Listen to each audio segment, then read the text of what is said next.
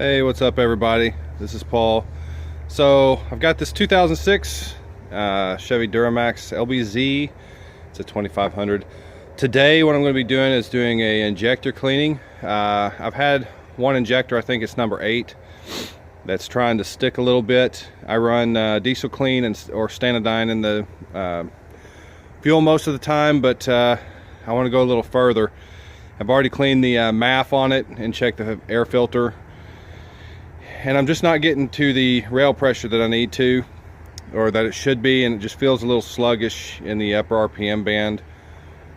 So we're going to clean the injector. So here's about everything you're going to need for this. We got the AC Delco X66P, if you need to look for that. This is the stuff you'll want to use for your fuel injectors. And on the back here, it'll tell you do not put this into the actual gas tank. This is only to be used on the upper part of the motor. So we're going to run this, we're going to pour this stuff into about a half gallon of diesel right there, and mix it up real good. And then what we've got here is we've got some 3/8 inch hose, fuel hose right here, and then we've got a 1/2 inch hose as well. I've already slipped the connectors on, so when I connect all these up to the lines, they don't go sliding off around and down and then fall off the other end. So they're tightened down just a little bit to hold them in place. And then I got Lyle quick disconnects. These disconnects here are the key. Notice they're quite a bit deeper than some you'll find at AutoZone. Some of them are about maybe a half this deep. You need this deeper one to be able to get into the disconnect piece of the fuel line. So we're going to use a 3/8 disconnect, and we're going to use a 1/2 inch disconnect on here. So you'll want that, and then you're also going to want, at least for my purpose here, what I'm going to do is I've got this big flathead here. When I run the hoses into that half gallon of diesel, I'm going to go to the fuel filter, and I'm going to pop the bleed screw and prime it to run all the air out through. That way when I fire it up, hopefully it'll just stay running, and I won't have to fire it multiple times to get it to go. So basically what we're going to do here is I'm going to try to do this with one hand. So here's your 2 fuel lines. You've got the 3/8 on the upper side here, and the 1/2 inch is right below it there. It even has 1/2 inch on this little thing right here. You got to pop these off if you have them. That should just wiggle off. I've got one for the 3/8 line as well. Just keep your fingers on them so they don't fall off and then get lost on here. They can be a pain in the butt, so just wiggle it out until it comes out.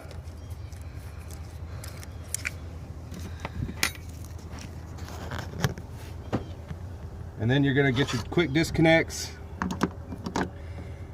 Find your 3/8.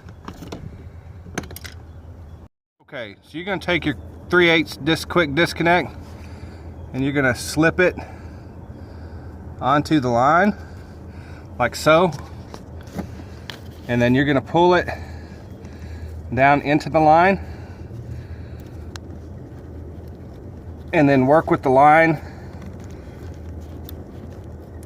until it pops loose and free. Sometimes you have to work with it a little bit.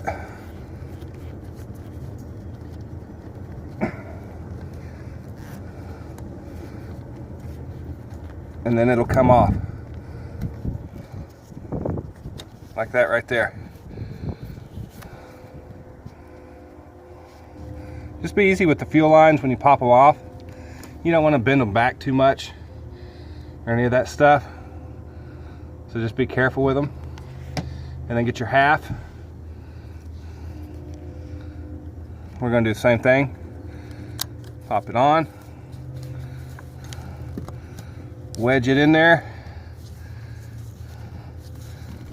And then work the line free as best you can. Just be easy with it. And you got to wedge it. So I'm going to mess with this line with 2 hands, and then I'll be back. All right, so now we've got the lines off. on this 1/2 inch line, it was a little bit tougher. Had to angle it funny. Just be careful because of these connectors on these lines too. They're high pressure lines. You don't want to tear up the connection and end up with a leaky line. So just kind of back those out of the way. You'll see there's the 1/2 inch, and then here's the 3/8. So all you're going to do at that point is take your 3/8 line and you're going to wedge it up and over that connect right there. You want to get it over that if you can, so that when you do this, you're not losing fuel. And you're going to do the same thing with the 1/2 inch. So we'll be right back with that. All right, so we got the hoses connected. I didn't want to force them up and over those locks right there that lock the primary lines on. So I just tightened them down real good with the clamps. Shouldn't blow them off. One is a return line anyway, so there's not much pressure. And since we're not feeding from the tank, I don't think we're gonna have any issues with that other one blowing off either.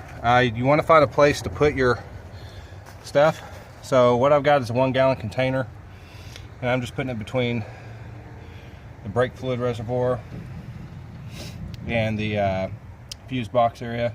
It sits in there just fine. I only bought 4 feet of this hose, primarily, or 4 feet of each, primarily because one's like $4 a foot at O'Reilly's.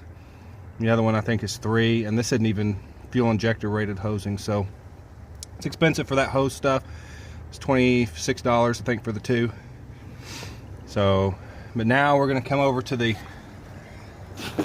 fuel filter at this point and crack the bleeder valve open. I need to replace this one with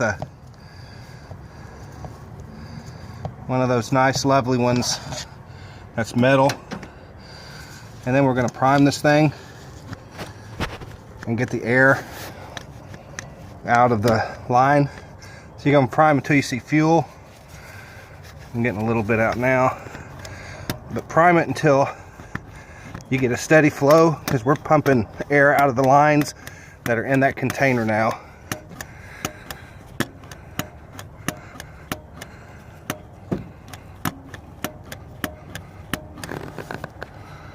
I think we're good at that point. You can put a rag down there to catch the fuel. Otherwise,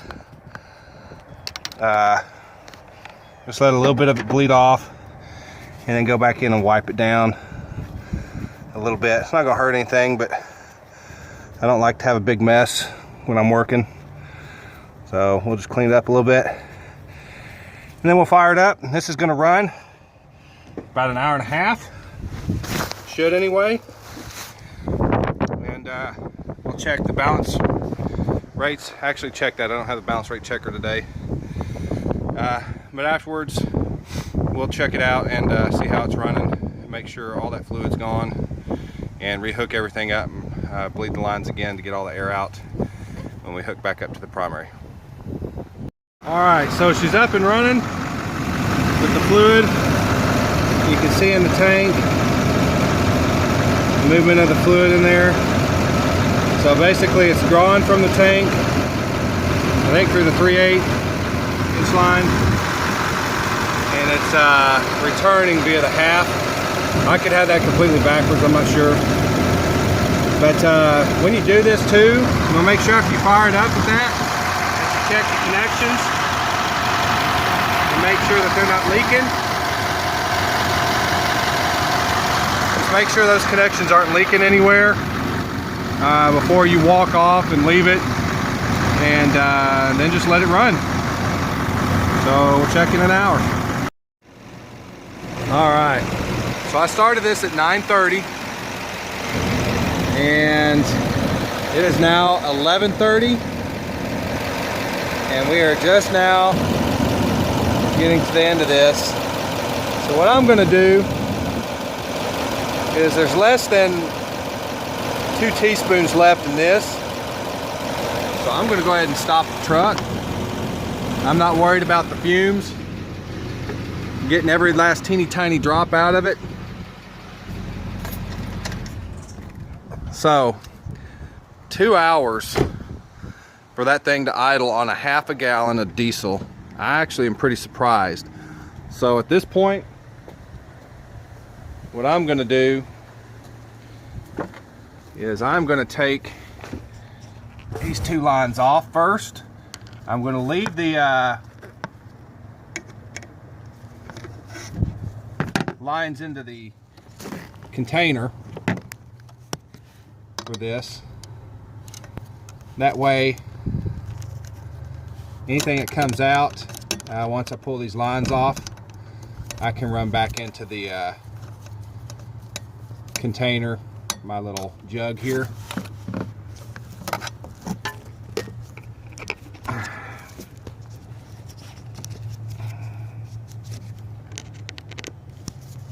So we're just going to disconnect these real quick. Okay. It's pretty chilly, so I'm sorry if I'm shaking a little bit. It's nice and cool here. So once you got those loosened up, I'm just going to pop it and try to run that back into that. Now I've got a towel, a little rag underneath there, you'll see, to catch any spillage. So that's what that's doing. And I'm letting it drain off into the truck. So this can be a mess if you're not careful.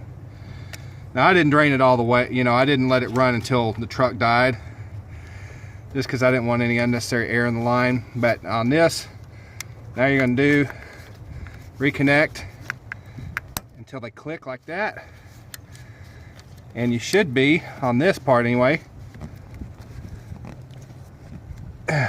good to go. I'm going to check that one though, because I didn't get a click on that one. I did on the big 1/2 inch line, but I did not on the smaller one. So I'm going to check that, and then I am going to go ahead and open the bleed valve and bleed the air back out of the system, and then fire it back up on the tank fuel, and it should be good to go. So what was an easy job became pretty hard pretty quick. I don't know what it is with me and issues, but when I did the bleed screw, I over tightened it. It's one of them crappy little plastic ones, and I sheared the top off. So if you ever have an issue and break one off, first of all, don't panic. Get yourself a set of reverse thread taps, and they will save your bacon. Thankfully, it tore off and I had a hole in the middle. So I have used this one. It's one of the smaller ones, and it has almost got it completely out. You just have to be easy. Just tap it into the hole just a little bit, and then take your time. Be patient with this thing because it's plastic. Let's see down there, I'll turn it. You'll see the whole thing turn. See how it turns? So if you happen to break one off, go get you a set of these. If you don't have anything else, some people suggested maybe trying to use heat on a screwdriver and threading it in there as best you can. I wanted to try this method first because I had a set with me, and it just by dumb luck I happened to have my previous bleed screw. So what I'm going to do is take this one out, and then I'm going to replace it with the old one, but I've got a brass one coming in the mail now through Amazon. So that's the latest update. As soon as I get this out, everything reconnected, because I took off the hoses because I was about to pull the whole thing off. I'll hook it back up and we should be back in business again. All right, here's the moment of truth. We're gonna fire it up. See what we got.